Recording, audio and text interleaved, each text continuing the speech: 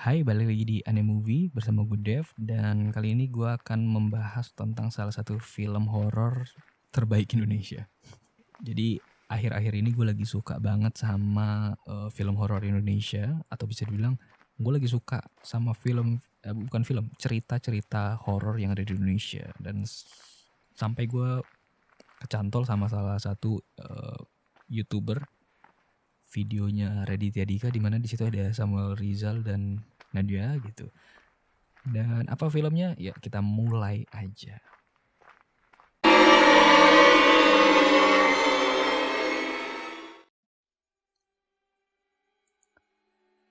Pocong The Origin. Yes, namanya nggak salah. Ini adalah Pocong The Origin. Asal usul pocong. Idenya sangat menarik dan gue excited banget. Dimana ini bisa dibilang menjelaskan asal muasal pocong dari film-film sebelumnya. Bahwa pocong itu hadir itu awalnya itu bukan sekedar lupa untuk dibuka tali pocongnya, enggak gitu, ada cerita di balik itu. Dan bisa dibilang ini salah satu film yang sempat dicekal di beberapa tahun sebelumnya, akhirnya dibuatlah Pocong The Origin untuk balas dendam lah ya. Dan gue nggak tahu ini filmnya punya kaitan dengan film-film Pocong sebelumnya atau memang dia ini franchise sendiri, artinya ini representasi dari film Pocong atau universe, Pocong universe gitu. Karena beberapa hal yang nanti gue akan jelasin di belakang. Nah, ini menceritakan tentang Ananta yang diperankan oleh Surya Saputra, pembunuh berdarah dingin yang telah dieksekusi mati oleh negara. Nasasti yang diperankan Nadia Arina, putri satu-satunya, harus mengantarkan jenazah sang ayah untuk dikubur di kampung halamannya, yang nanti akan ditemani oleh Yama yang diperankan oleh Samuel Rizal, seorang sipir penjara. Dan keduanya harus berpacu dengan waktu untuk sampai ke kampung halaman. Nah, di sepanjang jalan inilah petualangannya akan dimulai. Hal ini menjadi sangat sulit karena berbagai macam rintangan atau gangguan-gangguan gaib yang mereka alami. Dan kejadian-kejadian aneh itu terus semakin intens sampai akhir film. Nah, menarik sekali bukan sinopsisnya gitu kan. Film ini disutradarai oleh Monty Tiwa dan ditulis juga oleh dia dan Eric. Dan yes, ini salah satu film yang benar-benar clickbait lah. Lo kalau dengerin penjelasannya itu menarik sekali. Namun sayang, gue nggak tahu kenapa bahwa film ini kayak yang tadi gue bilang bahwa ini menjelaskan film Pocong universe atau dia punya genre sendiri gitu. Bukan genre sendiri, punya cerita sendiri. Karena gue nggak ngerasa ini menjelaskan gitu.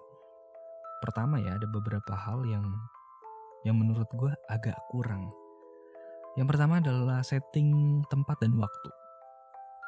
Gue ada kebingungan tuh antara ini adalah di tahun 90-an 80-an atau ini masa sekarang.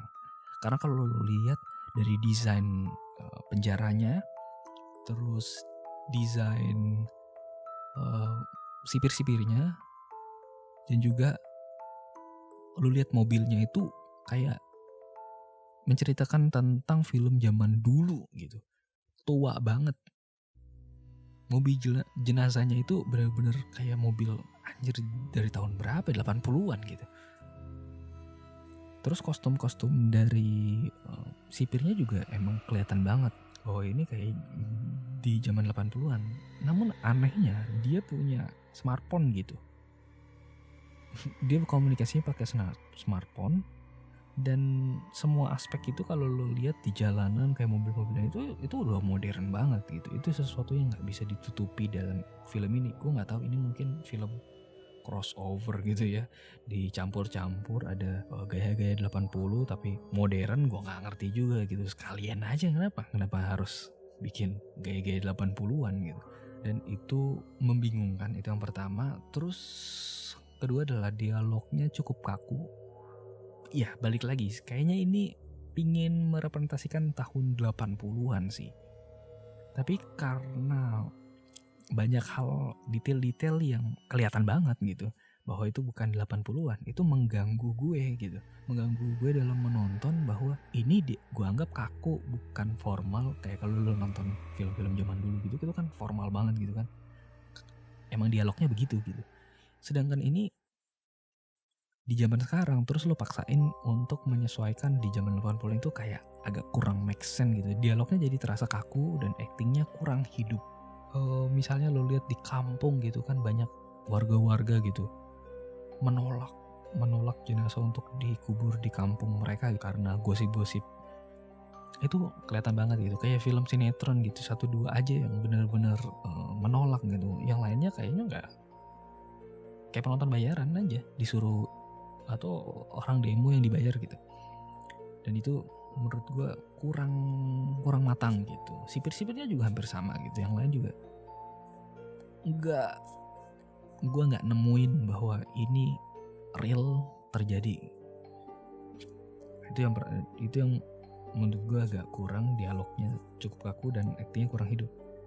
Nah, berikutnya ada sosok yang menurut gue Jayanti ini Jayanti ini adalah reporter yang ngintilin mereka dari awal sampai akhir gitu. Jayanti ini gimana ya, gue pingin sosok yang menyebalkan lah. Sosok yang menyebalkan. Gue nggak tahu ini salah skripnya atau memang si Della yang memerankan Jayanti ini yang kurang explore gitu. Karena menurut gue di sini cuma kayak mengganggu aja dia nggak punya kekuatan value untuk mengangkat film ini. Serius, misalnya dia dihapus nih, nggak ada dalam film, nggak ada masalah kayaknya, nggak akan ngaruh banyak gitu. Karena emang kalau lu nonton itu lu jadi sebel, seolah-olah nih, ini mungkin kasar nih, kayak anak SMA disuruh berperan jadi reporter gitu. Lo tau lah kualitas anak SMA, SMP gitu yang nggak tahu apa-apa, terus disuruh meranin, itu kan begitu banget gitu. Caper ya. Terlalu overrated gitu. Apalagi dialognya juga kayaknya kurang dieksplor gitu. Apakah benar Ananta memiliki ilmu Banaspati? Apakah benar? Bagaimana? Menurut gue kaku banget lo jadi reporter gitu. Masa dulu nggak belajar 5W1H? Pertanyaannya cuma gitu. Apakah benar? Dan kasar banget gitu sebagai reporter. Kayaknya nggak gitu men. Dan itu cukup menyebalkan Jayanti ini ya, si Jayanti, sosok Jayanti gitu. Gue nggak tahu apakah skripnya yang salah atau memang Delanya yang kurang mengeksplor. Gue rasa sih kombinasi keduanya sih ya. Justru yang menarik adalah Reza Nangin gitu. Reza Nangin itu walaupun cuma beberapa dialog gitu, justru gue yakin bahwa dia sebagai bos di situ. Gue yakin sekali gitu bahwa dia memang perannya kuat gitu. Cuma sebentar gitu. Dibanding Jayanti gitu. Jayanti cuma annoying aja, ngeganggu. Dan gue rasa kalau itu dihapus gak akan berpengaruh banyak dalam film ini. Nah, berikutnya adalah cerita yang kurang deskripsi atau elemen-elemen yang kurang dieksplor. Ceritanya gue ngerasa ada beberapa yang loncat gitu, gak kurang halus gitu. Bukan loncat ya, maksudnya kayak pendeskripsian tentang banyak elemen gitu. Misalnya kayak tentang si Ananta yang diperankan tadi, si bapaknya itu, si Ananta itu, asal usulnya dia dapat Banaspati itu gila, klise banget, cuma ditemplok palanya dong. Itu aneh banget gitu, kayaknya kurang gitu. Gue nggak yakin gitu, jadi gue nggak percaya. Harusnya ada penjelasan lain gitu, atau ada traumatik apa gitu. Dan itu kurang banget gitu. Terus ketakutan yang terjadi di lapas itu juga kurang dieksplor gitu. Kayak misalnya udah tahu nih si Ananta ini sulit dibunuh gitu berapa kali, dia masih hidup, terus dibiarin aja gitu. Kalau gue jadi kepala sipir, gue suruh borgol walaupun dia udah terbaring gitu loh. Nggak ada penjelasan atau pendeskripsian yang jelas untuk meyakinkan kita bahwa si Ananta ini menakutkan gitu. Jadi kesannya gitu kayak bias, gue nggak tahu ini arahnya kemana, bingung aja gitu, cukup bingung sih menurut gue. Nah berikutnya adalah ending yang klise. Gue ngerti apa tujuannya, apa fokusnya yang ingin disampaikan. Tapi menurut gue balik lagi tadi, elemen yang kurang dieksplor itu yang menciptakan banyak keganjilan yang tidak nyata gitu. Gue ngerasa kayak Nadia nangis sepanjang film gitu gak ngaruh apa-apa. Gue gak care sama sekali. Karena gue gak tahu kedekatan mereka itu bagaimana. Karena kenapa? Yang dijelaskan itu masa kecilnya aja, bukan masa sekarang. Harusnya ada sesuatu hal yang traumatik gitu. Jadi kita care, masalahnya ini nggak ada dan gue nggak tahu gue harus sedih ikutan dan gue ngerasa nggak kena sih, nggak kena sama sekali.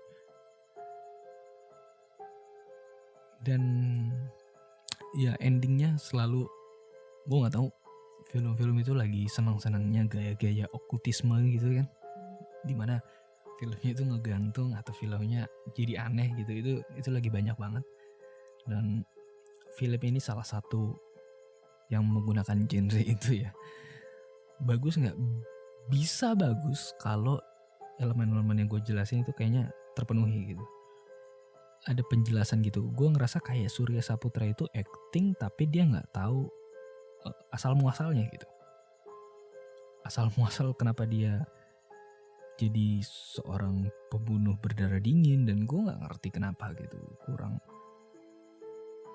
Tapi menurut gue bukan Surya Saputra sih. Surya Saputra menurut gue itu sih the best sih, salah satu karakter yang kuat sih. Dibantu juga oleh Ki Endang. Ki Endang yang diperankan oleh Tio Pakusadewo adalah salah satu yang the best yang ngebantu film ini tetap keren lah. Gue rasa sih dia, karena actingnya itu cukup meyakinkan gitu bahwa dia itu orang pintar di kampungnya. Ada beberapa kejadian yang memang bikin gue merinding tapi nggak sampai merinding gitu. Justru pas endingnya atau ketika dimunculin kayak ibu-ibu yang lagi masak, gue nggak tahu, gue jadi bikin ketawa gitu. Tadi juga udah merinding tuh pas ada suara tangisan gitu, udah merinding. Terus ada orang yang bawa keranda tuh, itu agak aneh. Memang itu klasik sekali gitu, lu sering lihat di buku buatannya Tatang Sutarman, cerita horornya, dan itu identik banget sama Indonesia. Tapi di situ cukup keren sih, cukup lumayan lah. Tapi entah kenapa agak itu situasi yang menegangkan. Itu situasi yang menegangkan karena jaraknya deket banget kan, dan gue juga terpacu, ayo dong. Tapi sayang memang secara keseluruhan ini agak nanggung, kurang dieksplor lagi. Tapi gue suka idenya, gue suka perjalanannya. Tapi ya kebanyakan repetitif, kayak mobilnya mogok lagi, mobilnya kejebak lagi, itu doang, dan itu membosankan. Salah satunya yang menyebalkan adalah sekali lagi sosok Jayanti yang gue nggak ngerti kenapa. Oke, dia punya penjelasan bahwa salah satu korban dari pembunuhan itu adalah sahabatnya, tapi gue rasa dia tidak mendalami seorang teman sahabat yang jadi korban gitu. Itu miss banget menurut gue, itu miss, nggak kena. Jadi mungkin itu aja. Gue sangat mengapresiasi film ini. Gue rasa filmnya cukup baik. Film ini sebenarnya adalah film yang enjoyable. Dan selebihnya sih ya kurang explore lah. Itu aja sih. Gue dari tadi ngejelasin cuma di situ aja sih, dari segi ide. Dan gue rasa ini harusnya dibikin rebootnya deh. Gue yakin pasti jauh lebih keren sih. Itu sekian aja dari gue tentang review ini. Gue rasa sih ini cukup subjektif karena gue punya harapan yang besar banget sama film ini. Tapi sayangnya tidak terpenuhi ekspektasi gue. Jadi mungkin sekian. Sampai jumpa di video berikutnya.